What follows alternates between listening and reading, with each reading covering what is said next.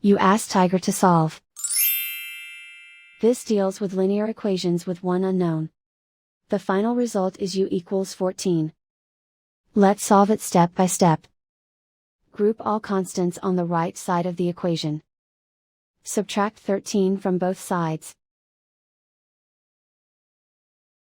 Simplify the arithmetic.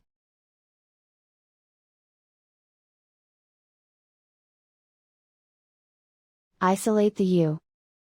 Divide both sides by 5. Simplify the fraction. Find the greatest common factor of the numerator and denominator. Factor out and cancel the greatest common factor. And so the final result is u equals 14.